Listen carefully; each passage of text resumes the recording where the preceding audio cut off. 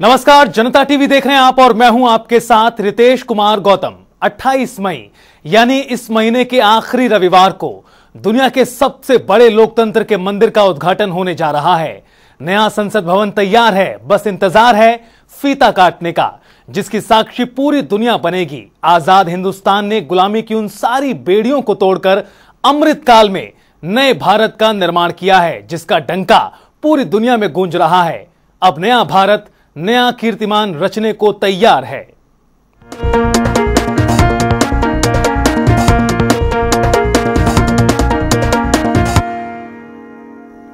British राज में बना संसद भवन 97 वर्षों तक भारत के राजनीतिक इतिहास का गवाह बना और अब वो बूढ़ा हो चुका है। इमारत कमजोर हो गई है और सुविधाएं कम पड़ गई हैं। इसलिए 28 मई को देश को नया संसद भवन मिलने जा रहा है। नया भवन कितना भव्य है, देखिए हमारी इस खास पेशकश में।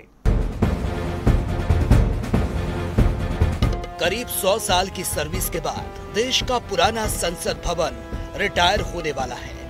लोकतंत्र के नए मंदिर का उद्घाटन होने में चंद दिन बाकी हैं।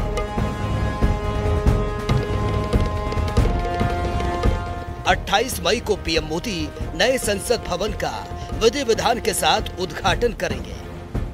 इत्तेफाक से इसी दिन विनायक दामोदर सावरकर की 140वीं जयंती भी है। नया संसद भवन बनकर तैयार है। प्रधानमंत्री नरेंद्र मोदी 28 मई को नए संसद भवन की उद्घाटन करते हुए नजर आएंगे। पुराने संसद भवन की हम बात करते हैं तो करीब 97 वर्षों तक पुराना संसद भवन भारतीय राजनीतिक इतिहास का गवाह रहा है। अभी अगर हम बात करते हैं पुराने संसद भवन की तो करीब 543 लोकसभा की सीटें पुराने संसद भवन में देखने को मिलती हुई नजर आती थी और 250 सीटें राज्यसभा की देखने को मिलती हुई नजर आती थी। लेकिन नए संसद भवन की बात करते हैं तो लोकसभा और राज्यसभा दोनों की सीटों में बढ़ोतरी देखने को मिलती हुई नजर आएंगी। करीब लोकसभा की 888 सीटें और राज्यसभा की 300 सीटों के आसपास जो है देखने को मिलती हुई नजर आएंगी। एक बार हम पीछे तस्वीरें दिखाते हैं कि किस तरीके से जो नया संसद भवन है और जो पुराना संसद भवन है वो यहाँ पर देखने को जो है मिलता हुआ नजर आ रहा है। नए संसद भवन की बात करते हैं तो करीब 1200 करोड़ की लागत से जो नया संसद भवन है वो यहाँ पर सीधे तौर पर जो है बनकर देखने को मिलता हुआ जो है नजर आया है और भविष्य की जरूरतों को ध्यान में रखते हुए जो है नए संसद भवन का जो निर्माण है वो आज जो है किया गया है। कई सारी जो चीजें हैं नई और खास वो इस नए संसद भवन में जो है देखने को मिलती हुई नजर आएगी। और अगर हम बात करते हैं लोकसभा और राज्यसभा की सीटों में बढ़ोतरी यहाँ पर देखने को मिलती हुई नजर आएगी और संसद के संयुक्त सत्र के लिए पुराने भवन के केंद्रीय कक्ष का इस्तेमाल हुआ करता था, लेकिन अब नए संसद भवन में संयुक्त सत्र के दौरान राज्यसभा के सांसद भी लोकसभा में ही आ जाएंगे। ये आज जो है चीज देखने को यहाँ पर मिलती हुई नजर आएगी और उसके साथ साथ लोकसभा के जो 1280 सदस्यों को संसद में बैठने की व्यवस्था जो है एक साथ देखने को मिलती हुई नजर आएगी। नया संसद भवन की हम बात करते हैं तो 4 मंजिला नया संसद भवन देखने को मिलता हुआ नजर आता है। पुराना संसद भवन जो है 3 मंजिला देखने को मिलता हुआ नजर आता था। इसके साथ साथ 1200 करोड़ की लागत से रिकॉर्ड टाइम में ये जो नया संसद भवन है वो बनकर तैयार होता हुआ जो है नजर आया। हालांकि अब हम बात करें तो 28 मई को होने वाले इस नए संसद भवन के उद्घाटन को लेकर अलग अलग जो राजनीतिक पार्टियां हैं वो लामबंद होती हुई जो है नजर आ रही हैं। राहुल गांधी ने सबसे पहले ट्वीट कर जो है कहा था कि जो नए संसद भवन का उद्घाटन है वो राष्ट्रपति के द्वारा कहीं ना कहीं होना चाहिए। लेकिन अब 19 विपक्षी पार्टियों ने साझा बयान जारी करते हुए कहा है कि वो आज जो संसद भवन का उद्घाटन कार्य है उसका बहिष्कार जो है करती हुई नजर आएंगी। बेशक विपक्षी पार्टियां जो है तमाम तरीके से जो है बॉयकॉट करने की बात करती हुई नजर आ रही है, लेकिन देश की नई राजनीति जो है उसकी पटकथा अब इस नए संसद भवन से लिखी जाती हुई नजर आएगी। सेंट्रल विस्टा प्रोजेक्ट के तहत बनी ये बिल्डिंग प्रधानमंत्री का ड्रीम प्रोजेक्ट है। इसका निर्माण जनवरी 2021 में शुरू हुआ और इसे 28 महीने में बना दिया गया। लोकसभा अध्यक्ष ओम बिरला ने गुरुवार को प्रधानमंत्री से मुलाकात की और उन्हें नए संसद भवन के उद्घाटन के लिए आमंत्रित किया गया। जैसा कि आप सभी जानते हैं, आजादी के अमृत महोत्सव के अवसर पर देश के प्रधानमंत्री जी 28 मई को संसद का नवनिर्मित भवन राष्ट्र को समर्पित करेंगे। एक प्रकार से ये नया संसद भवन प्रधानमंत्री जी की दूरदर्शिता का प्रमाण है नए संसद भवन के उद्घाटन समारोह की तैयारियां बहुत तेजी से चल रही हैं। नई बिल्डिंग के सिविल स्ट्रक्चर्स की सफाई शुरू कर दी गई। नए संसद में प्रवेश के लिए सांसदों के नए पहचान पत्र बन रहे हैं। नई ऑडियो विजुअल डिवाइस की ट्रेनिंग दी जा रही है। तो इस मौके पर पीएम मोदी 60,000 श्रमयोगियों को भी सम्मानित करेंगे, जिन्होंने संसद भवन के निर्माण में अपना योगदान दिया है। बहरहाल हम नए और पुराने संसद भवन के बारे में वो बातें बताने जा रहे हैं जो आपको जाननी चाहिए। 4 मंजिला भव्य संसद भवन, डिजाइन तिकोना। नए संसद भवन में आर्किटेक्ट विमल पटेल ने इसे ट्रायंगुलर शेप दिया है। नई बिल्डिंग 64,500 वर्ग मीटर में बनी है। पुराने से नया भवन 17,000 वर्ग मीटर बड़ा है। नए भवन के बीचों बीच कॉन्स्टिट्यूशन हॉल है। कॉन्स्टिट्यूशन हॉल के एक तरफ लोकसभा और उसका सेरेमोनियल एंट्रेंस है। कॉन्स्टिट्यूशनल हॉल के दूसरी तरफ राज्यसभा और उसका सेरेमोनियल एंट्रेंस है। कॉन्स्टिट्यूशन हॉल की तीसरी तरफ सेंट्रल हाउस है, जहां ओपन स्पेस भी है। कॉन्स्टिट्यूशन हॉल के ऊपर अशोक स्तंभ है, ज्ञान द्वार, शक्ति द्वार और कर्म द्वार। नए सांसदों और वीआईपीज के लिए अलग एंट्री है। इस पर भूकंप का असर नहीं होगा। इसका design HCP design planning and management private limited ने तैयार किया। नए संसद भवन का कोना कोना भव्य है और उसकी अलग खासियत है। ग्राफिक्स के जरिए देखिए नए संसद भवन की भव्यता की झलक। नए संसद भवन की खासियत, अभी लोकसभा में 590 लोगों की सिटिंग कैपेसिटी वर्सेस नई लोकसभा में 888 सीटें हैं। विजिटर्स गैलरी में 336 से ज्यादा लोगों के बैठने का इंतजाम है। अभी राज्यसभा में 280 की सिटिंग कैपेसिटीज वर्सेस नई राज्यसभा में 384 सीटें हैं। विजिटर्स गैलरी में 336 से ज्यादा लोग बैठ सकेंगे। ज्वाइंट सेशन के वक्त लोकसभा में ही 1272 से ज्यादा सांसद साथ बैठ सकेंगे। संसद के हर अहम कामकाज के लिए अलग अलग ऑफिसेज हैं। ऑफिसर्स और कर्मचारियों के लिए भी हाईटेक ऑफिस की सुविधा है। कैफे और डाइनिंग एरिया भी हाईटेक है। कमेटी मीटिंग के अलग अलग कमरों में हाईटेक इक्विपमेंट है। कॉमन रूम्स, महिलाओं के लिए लाउंज और वीआईपी लाउंज की व्यवस्था है। नए भवन में लोकसभा और राज्यसभा को भव्य तरीके से बनाया गया। लोकसभा का डिजाइन मोर पर बेस्ड है। मोर पर बेस्ड लोकसभा का डिजाइन। लोकसभा की थीम राष्ट्रीय पक्षी मोर की तर्ज पर रखा गया है। हाई क्वालिटी ऑडियो वीडियो से लैस हर डेस्क पर इलेक्ट्रॉनिक डिवाइस है। लोकसभा कक्ष में 888 सदस्यों के बैठने की व्यवस्था।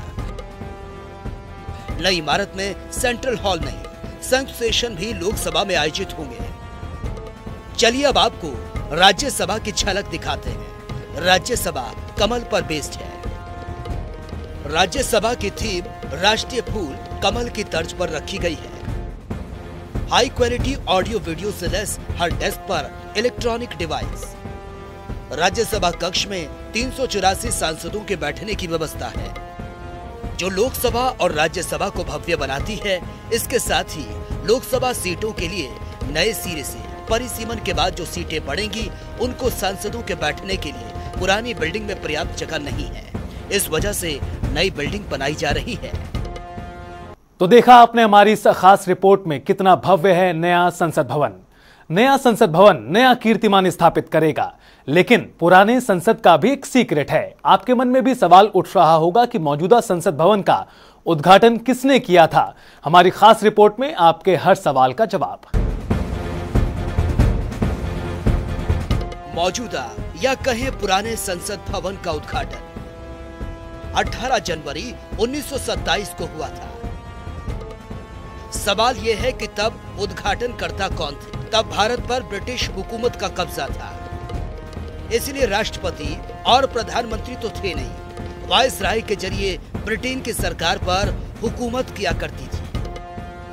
1926 से 1931 तक लॉर्ड इरविन भारत के वायसराय थे। इस कारण भारत में संसद भवन के उद्घाटन का सौभाग्य उन्हीं के हाथ लगा। 18 जनवरी 1927 को लॉर्ड इरविन ने मौजूदा संसद भवन का उद्घाटन किया। तब उसे हाउस ऑफ पार्लियामेंट कहा गया। इस हाउस ऑफ पार्लियामेंट में ब्रिटिश सरकार की विधान परिषद काम करती थी। ब्रिटिश वास्तुकार एडविन लुटियंस और हर्बर्ट बेकर ने संसद भवन के डिजाइन को तैयार किया था।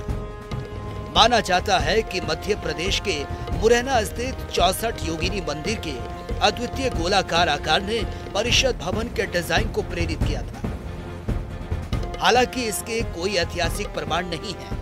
उस वक्त संसद भवन बनकर तैयार होने में 83 लाख रुपए खर्च हुए। संसद भवन 566 मीटर व्यास में बना था, लेकिन बाद में ज्यादा जगह की जरूरत पड़ी तो 1956 में संसद भवन में 2 और मंजिलें जोड़ दी गई। फिर साल 2006 में संसद संग्रहालय बनाया गया, जिसमें भारत की समृद्ध लोकतांत्रिक विरासत के 2500 सालों को प्रदर्शित किया गया।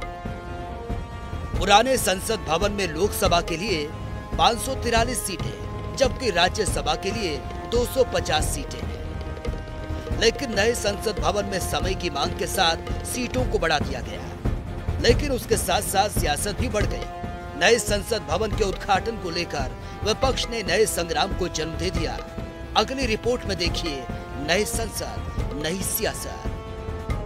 प्रधानमंत्री नरेंद्र मोदी नए संसद भवन का उद्घाटन करेंगे, लेकिन पीएम का यह कीर्तिमान विपक्ष को अखर रहा है। तमाम विपक्षी पार्टियों के नेताओं ने ट्विटर पर नई जंग छेड़ दी है, जिसका आगाज राहुल गांधी ने ट्वीट करके किया। सिलसिलेवार तरीके से समझते हैं कि कैसे समारोह राजनीति का मुद्दा बन गया है। प्रधानमंत्री नरेंद्र मोदी ने 10 दिसंबर 2020 को नए संसद भवन की नींव रखी और अब वो बनकर तैयार हो गया है। लेकिन उसका उद्घाटन कौन करे? कांग्रेस के पूर्व अध्यक्ष राहुल गांधी ने अपना सुझाव देकर नई बहस को जन्म दे दिया। उन्होंने ट्वीट कर कहा, नए संसद भवन का उद्घाटन राष्ट्रपति को करना चाहिए, न कि प्रधानमंत्री को। कांग्रेस अध्यक्ष मल्लिकार्जुन खड़गे ने भी ट्वीट किया, पूर्व राष्ट्रपति रामनाथ कोविंद को नए संसद भवन के शिलान्यास के मौके पर आमंत्रित नहीं किया गया, न ही अब राष्ट्रपति मुर्मू को उद्घाटन के मौके पर आमंत्रित किया गया है। केवल राष्ट्रपति ही सरकार, विपक्ष और नागरिकों का प्रतिनिधित्व करती है। वो भारत की प्रथम नागरिक हैं। नए संसद भवन को उनके द्वारा उद्घाटन सरकार के लोकतांत्रिक मूल्य और संवैधानिक मर्यादा को प्रदर्शित करेगा। कांग्रेस के वरिष्ठ नेता शशि थरूर ने भी ट्वीट कर आग में घी डालने का काम किया। उन्होंने ट्वीट किया, संविधान के अनुच्छेद 60 और 111 ये स्पष्ट करते हैं कि राष्ट्रपति संसद का प्रमुख होता है और इसीलिए उसे नए संसद भवन का उद्घाटन करना चाहिए। आपने आरोप लगाया कि संसद भवन के उद्घाटन समारोह में राष्ट्रपति को ना बुलाकर बीजेपी ने आदिवासियों और पिछड़े समुदायों का अपमान किया। आप सांसद संजय सिंह ने कहा कि बीजेपी दलित, पिछड़ों और आदिवासियों की जन्मजात विरोधी है। उन्होंने ट्वीट किया, बीजेपी दलितों, पिछड़ों, आदिवासियों की जन्मजात विरोधी है। मानहानि के अपमान की दूसरी घटना, पहला अपमान प्रभु श्री राम के मंदिर शिलान्यास में श्री रामनाथ कोविंद को नहीं बुलाया गया। दूसरा अपमान संसद भवन के उद्घाटन समारोह में महामहिम राष्ट्रपति श्रीमती द्रौपदी मुर्मू जी को न बुलाना। माकपा महासचिव सीताराम येचुरी ने ट्वीट में लिखा, जब नई संसद भवन की आधारशिला रखी जा रही थी तो पीएम मोदी ने राष्ट्रपति को दरकिनार किया, लेकिन उद्घाटन समारोह में भी महामहिम राष्ट्रपति को नजरअंदाज करना अस्वीकार्य है। कांग्रेस समेत कई विपक्षी दलों ने उद्घाटन की तारीख पर भी सवाल उठा दिए। दरअसल 28 मई को वीर सावरकर की जयंती है। उनका जन्म 28 मई 1983 को हुआ था। इस साल 28 मई को उनकी 140वीं जयंती मनाई जाएगी।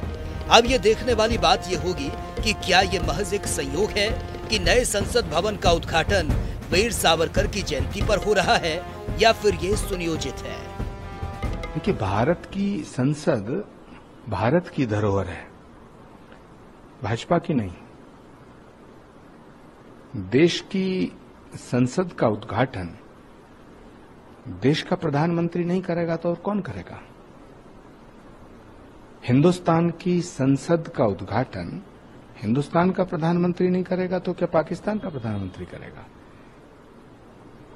संसद, राष्ट्रपति भवन, ये इस तरह की इमारतें हैं, ये किसी एक पार्टी की नहीं होती हैं, ये पूरे देश की होती हैं। हम प्रधानमंत्री की नीतियों का विरोध करें, हमें करना चाहिए, हम करेंगे, हम सड़क पे करेंगे, हर जगह करेंगे, लेकिन देश की जनता की भावनाओं और देश के जनमानस की भावनाओं का सम्मान करते हुए हमें मोदी का विरोध करने का हक है, लेकिन देश का विरोध करना ठीक नहीं। विपक्षी दलों ने संसद के उद्घाटन समारोह के बहिष्कार का ऐलान कर दिया, जिसमें भारतीय राष्ट्रीय कांग्रेस, द्रविड़ मुन्नेत्र कड़गम, आम आदमी party, Shiv Sena, Samajwadi party, Bharatiya communist party, Jharkhand Mukti Morcha, Kerala Congress, वेदुथलाई चिरुथिगल कच्ची, राष्ट्रीय Lokdal, Trinamool Congress, Janata Dal, Rashtravadi Congress party, Bharatiya communist party, Rashtriya Janata Dal, Indian Union Muslim League, National Conference, Revolutionary specialist party, Marumalarchi Dravida Munnetra Kazhagam, तमाम विपक्षी दलों ने पीएम मोदी के उद्घाटन करने पर सवाल उठाते हुए बायकॉट किया। समारोह से किनारा करने वाली पार्टियों को गृह मंत्री अमित शाह ने करारा जवाब दिया। मैंने पहले ही किया कि राजनीति को इसके साथ मत जोड़िए। एक बड़ी भावात्मक प्रक्रिया हमारी पुरानी परंपराओं से नए भारत को जोड़ने की, इसको इतने ही सीमित अर्थ में देखना चाहिए। राजनीति अपनी जगह पे चलती है और सब अपनी अपनी क्षमता से, सोचने की क्षमता के अनुसार रिएक्शन भी देते हैं और काम भी करते हैं। खूबसूरत बिल्डिंग को लेकर सियासत छिड़ गई है, वो पीएम मोदी की आलोचना कर रहे हैं। 19 विपक्षी दलों ने उद्घाटन समारोह के बहिष्कार का ऐलान कर दिया। राजनीति के शोरगुल के बीच संसद का दीदार आंखों को सुकून दे रहा है। भव्य इमारत नए भारत की परिकल्पना को साकार कर रही है। अमृतकाल में आजाद भारत की नई गाथा लिख रही है। तो प्रधानमंत्री द्वारा समारोह का उद्घाटन करने को लेकर किन किन पार्टियों ने विरोध दर्ज कराया और किन्होंने बहिष्कार का ऐलान किया, वो आपने इस रिपोर्ट में देखा। आगे बढ़ते हैं। नए भवन के उद्घाटन के साथ संसद में सेंगोल भी स्थापित किया जाएगा। क्या आपको सेंगोल का अर्थ पता है? अगर नहीं तो सिलसिलेवार तरीके से समझिए संसद में सेंगोल यानी राजदंड के स्थापित होने की कहानी। नए संसद भवन के उद्घाटन के बहिष्कार को लेकर एक और जहां विपक्ष एकजुट होता नजर आ रहा है, तो वहीं गृह मंत्री अमित शाह ने प्रेस कॉन्फ्रेंस कर कहा कि नया संसद भवन प्रधानमंत्री नरेंद्र मोदी की दूरदर्शिता का प्रमाण है। नए संसद के उद्घाटन के मौके पर ऐतिहासिक परंपरा पुनर्जीवित होगी। नए संसद में सेंगोल यानी कि राजदंड को स्थापित किया जाएगा। इसका अर्थ होता है संपदा से संपन्न। जिस दिन राष्ट्र को समर्पित होगी उसी दिन तमिलनाडु से आए विद्वानों द्वारा सेंगोल पीएम को भी दी जाएगी। फिर संसद में ये परमानेंट स्थापित कर दी जाएगी। नए संसद में स्पीकर की कुर्सी के पास इसको रखा जाएगा। शाह ने बताया कि सेंगोल इससे पहले इलाहाबाद के संग्रहालय में रखा गया था। ये सेंगोल जो अभी आपने स्क्रीन पर देखा था, उसने हमारे इतिहास में एक अहम भूमिका निभाई है और ये सेंगोल अंग्रेजों से भारतीयों के साथ सत्ता के हस्तांतरण का एक प्रतीक बना था। इस घटना के ऐतिहासिक महत्व को जानने के बाद आप सभी को आश्चर्य होगा कि इतने सालों तक ये हमारे सामने क्यों नहीं आई। जब इसकी जानकारी प्रधानमंत्री जी को मिली, इस पर गहराई से विचार करने के बाद प्रधानमंत्री जी ने इसकी गहन जांच के आदेश दिए और फिर निर्णय लिया कि गौरवमयी प्रसंग को ध्रुव तारे के समान, परंपराओं के ध्रुव तारे के समान देश के सामने रखना चाहिए। इसीलिए हमारे नए संसद भवन के लोकार्पण के दिन को चुना गया।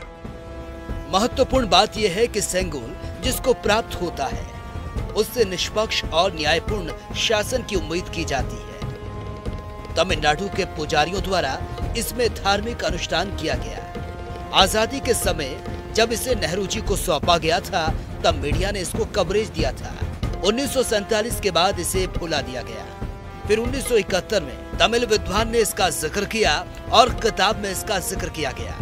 भारत सरकार ने साल 2021 और 22 में इसका जिक्र किया।